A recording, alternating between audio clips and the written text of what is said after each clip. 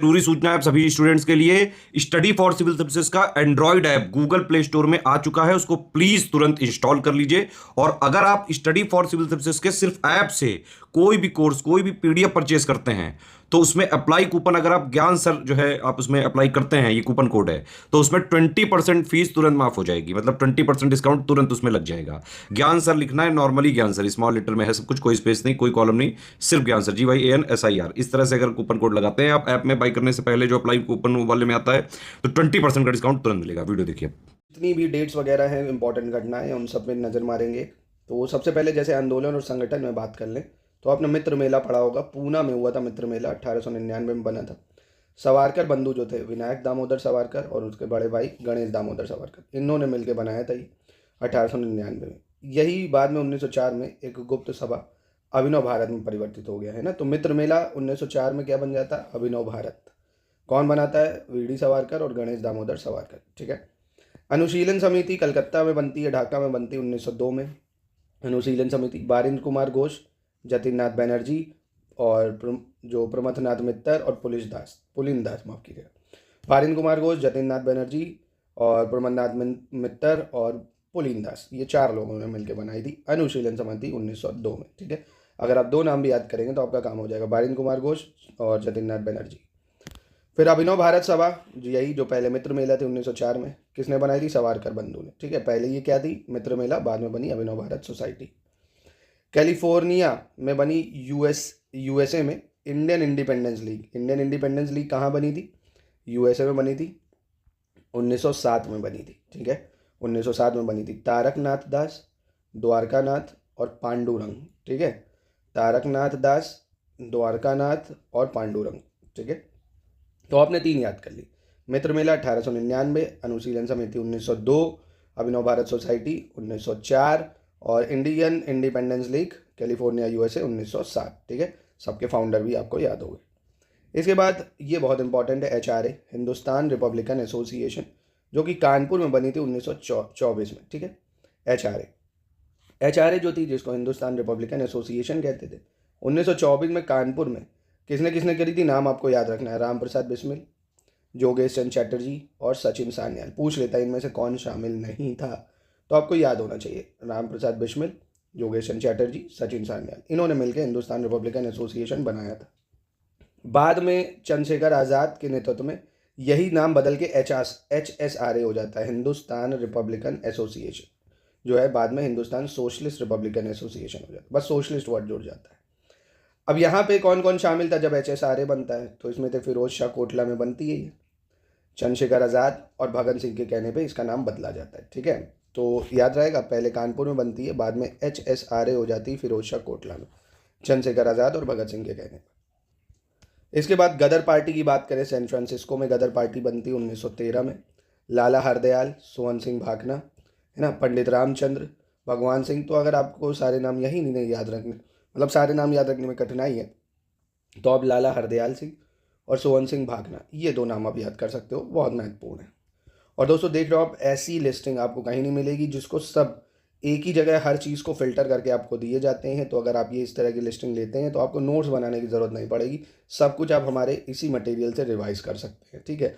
ये सुविधा आपको ज्योग्राफी में भी, पॉलिटी में भी और सारे सब्जेक्ट्स में दी जाती है, ऐसे ही आपको। तो आप लीजिए और शानदार तैयारी करिए दोस्तों। 2025 की अगर सोच रहे हैं, 2025 की तैयारी एकदम शुरुआत से कर सकते हैं। चलिए खैर, हिंदी एसोसिएशन की बात करें अगर, जिसका बाद में इसका नाम हिंदुस्तान गदर पार्टी पड़ा था, पोर्टलैंड अमेरिका में बने थे हिंदी एसोसिएशन। तो इसको भी किसने बनाया? भाई सोहन सिंह भाकना, लाला हरदयाल जो थे इसके सेक्रेटरी थे, और खजाची जो थे पंडित काशीराम थे। ठीक है। फिर आता है Indian home rule league of America. ये वो वाली होम रूल लीग नहीं है जिसको एनी बेचन तिलक ने बनाया था। Indian home rule league of Africa New York में बनी थी 1917 में। Indian home rule league of America 1917 New York में, लाला लाजपत राय जी ने इसको बनाया था।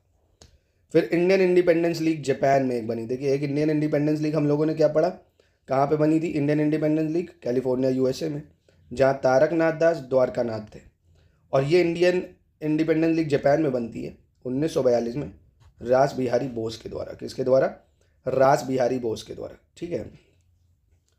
हिंदू धर्म संघ चापेकर बंधु बनाते हैं इसको, चापेकर बंधु, दामोदर हरि चापेकर और बालकृष्ण चापेकर। आर्य बांधव समाज जो था, आर्य बांधव समाज, इसको बाल गंगाधर तिलक बनाते हैं आर्य बांधव समाज को। भारत माता समिति की बात करें 1904 में तो जे चैटर्जी, एम नीलकांत ब्रह्मचारी और वाची अय्यर बनाते हैं। भारत माता समिति कब बनती है? 1904 में बनती है। जे चैटर्जी, एम नीलकांत ब्रह्मचारी और वाची अय्यर बनाते हैं। इसके बाद भीकाजी आंदोलन भाई 1902 में होता है। भीकाजी आंदोलन मैडम भीकाजी रुस्तम कामा के द्वारा। आत्म उन्नत समिति ये विपिन बिहारी गांगुली बनाते हैं आत्म उन्नत समिति। Hind association of America, Hind association of America 1905 में वही सोवन सिंह भाकना बनाते हैं, हिंद एसोसिएशन ऑफ अमेरिका। उसके बाद बंगाल स्वयंसेवी ये हेमचंद्र घोष हैं और लीला नाग वो बनाते हैं। इसके बाद जो आपको याद रखना है इंडियन रिपब्लिक आर्मी, सूर्यसेन बनाते हैं इनको, इंडियन रिपब्लिक आर्मी को सूर्यसेन। अनुशीलन समिति कब बनती है भाई? मिदनापुर में बनती है 1902 में ज्ञानेंद्र नाथ बोस के द्वारा। अनुशीलन समिति कब बनती है? अनुशीलन समिति ज्ञानेंद्र नाथ बोस बनाते हैं 1902 में। भारत माता सोसाइटी जो है पंजाब में बनती है 1907 में। अंबा प्रसाद वाजीत सिंह बनाते हैं भारत माता सोसाइटी, अंबा प्रसाद वाजीत सिंह बनाते हैं 1907 में। भारत नौजवान सभा लाहौर में बनती 1926 में भाई। भारत नौजवान सभा भगत सिंह, यशपाल, छबील दास जो है ये भारत नौजवान सभा बनाते हैं। कौन कौन? भगत सिंह, यशपाल और छबील दास। ठीक है, महत्वपूर्ण है, याद रखिएगा। इसके बाद स्वदेश बंधव समिति आप याद करिएगा 1905 में भी बनेगी। अश्वनी कुमार दत्त बनाते हैं स्वदेश बंधव समिति। कौन? अश्वनी कुमार दत्त। राष्ट्रीय स्वयंसेवक संघ जिसको आरएसएस कहते हैं 1925 में बनती केशव बलिराम हेडगेवार। आरएसएस कौन बना था भाई? केशव बलिराम हेडगेवार। मुख्यालय इसका था महाराष्ट्र में। ठीक है, 1925 में बनती है आरएसएस, याद रखिएगा इसको। तो ये देखिए काफ़ी महत्वपूर्ण थे, आई होप आपको याद भी हो गए होंगे, अब शानदार तरीके से रिवीजन हो गया होगा। चलिए दूसरे फैक्ट जो आपको ये याद रखने, देखिए हर जगह आदमी भूल जाता है क्योंकि अलग अलग लिखा होता है कि भारतीय क्रांतिकारियों द्वारा महत्वपूर्ण ब्रिटिश अधिकारियों की हत्या, किसने किसकी हत्या करी, एक ही जगह आपको दे रहे हैं।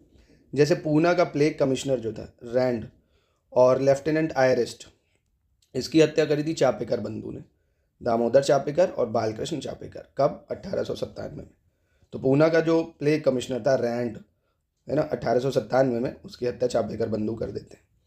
मुजफ्फरपुर का मजिस्ट्रेट किंग्सफोर्ड जो था, मुजफ्फरपुर का मजिस्ट्रेट किंग्सफोर्ड, इसकी 1908 में हत्या करते कौन? प्रफुल्ल चक्की खुदीराम बोस के द्वारा।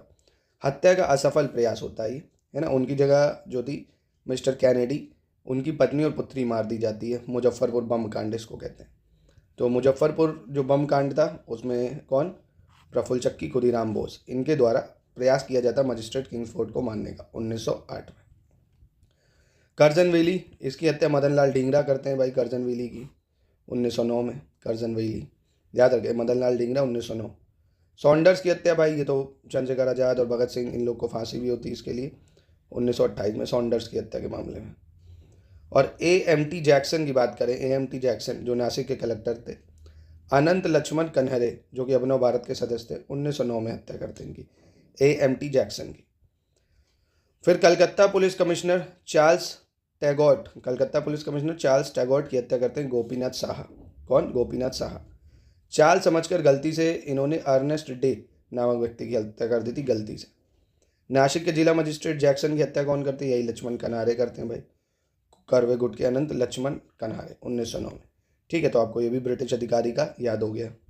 इसके बाद सामाजिक सुधार अधिनियम, इनके भी कुछ फैक्ट्स रिवाइज कर लेते हैं। जैसे हिंदू विधवा पुनर्विवाह अधिनियम लॉर्ड कैनिंग के टेन्योर में आया था 1856 में। कब आया था? 1856 में आया था। विधवा विवाह की अनुमति दे दी गई थी यहाँ से। 1856 का क्या एक्ट था ये? हिंदू विधवा पुनर्विवाह अधिनियम। ठीक है, कौन आया था? लॉर्ड कैनिंग, बस इतना याद रखो। फिर नेटिव मैरिज एक्ट आपने सुना होगा, native marriage act. Northbrook, कौन था गवर्नर जनरल यहाँ पे? Northbrook. कौन था? North Brooke. 1872 में आया था ये नेटिव मैरिज एक्ट, अंतरजातीय विवाह के लिए नेटिव मैरिज एक्ट, याद रखिएगा। 1872 नॉर्थ ब्रूक, 1872 नॉर्थ ब्रूक।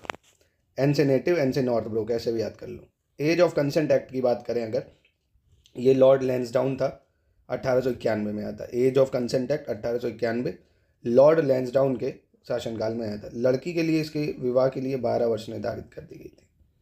लड़की के लिए कितनी विवाह का उम्र निर्धारित करा गया था? 12 वर्ष, और यह आया था 1891 में। ठीक है, लॉर्ड लैंसडाउन के शासनकाल में। फिर शारदा एक्ट की अगर बात करें तो लॉर्ड इरविन था शारदा एक्ट के टाइम, 1931 में आता है। इसमें लड़की की न्यूनतम आयु 14 और लड़कों की न्यूनतम आयु 18 कर दी जाती है। तो शारदा एक्ट इंपॉर्टेंट है, लड़की 14 लड़का 18 का होगा तो ही विवाह होगा। 1930 में लॉर्ड इरविन के शासनकाल में शारदा एक्ट आया। ठीक है।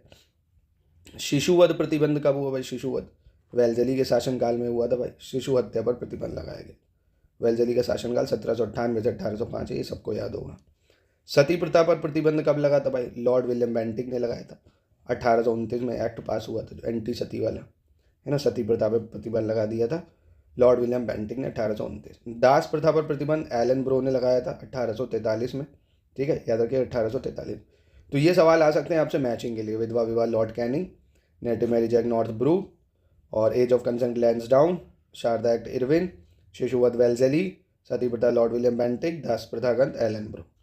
आइए ये अब मुस्लिमों के जो सामाजिक आंदोलन है वो भी एक बार नज़र मार लें। जैसे दारुल उलूम 1868 में देवबंद सहारनपुर में होता है दारुल उलूम। मोहम्मद कासिम रशीद अहमद गंगोही, मोहम्मद कासिम रशीद अहमद गंगोही के द्वारा शुरू होता है ये देवबंद में 1868 में। कई जगह 1866 भी लिखा होगा पर ऑफिशियली अब यही है। अलीगढ़ 1875 में अलीगढ़ में होता है सर सैयद अहमद खां के द्वारा। अहमदिया आंदोलन 1889-90 में होता है। फरीदकोट कादियान में स्थित मिर्जा गुलाम अहमद करते हैं इसको, मिर्जा गुलाम अहमद। नदवा ताल उलेमा 94-95 में लखनऊ में होता है मौलाना शिवली नुमानी के द्वारा, मौलाना शिवली नुमानी लखनऊ, नदवा ताल उलेमा। फरेजी आंदोलन की बात करें 1819 में होता है फरेजी आंदोलन फरीदपुर बंगाल में हाजी शरियतुल और दादू मियाँ के द्वारा। हाजी शरियतुल और दादू मियाँ ये लोग करते हैं इसको फरीदपुर बंगाल में 1819 में। तायूनी आंदोलन की बात करें अगर, तायूनी आंदोलन 1839 में होता है तायूनी आंदोलन, ढाका में होता है ये करामत अली जौनपुरी के द्वारा, करामत अली जौनपुरी। तायूनी आंदोलन ढाका, करामत अली जौनपुरी 1839। तो यहीं पे करते हैं इसकी समाप्ति। तो फटाफट से इसको रिवाइज करिए, मिलते हैं नेक्स्ट वीडियो में। और टेस्ट जरूर लगाइए, हमारे ऐप पे टेस्ट अवेलेबल है। टेस्ट एक आपको टास्क है डेली एक टेस्ट लगाना, एक जीएस का फुल लेंथ और एक सीसैट का। प्लीज़ इसको ज़रूर से ज़रूर लगाएं, नहीं तो आपकी तैयारी अधूरी रह जाएगी।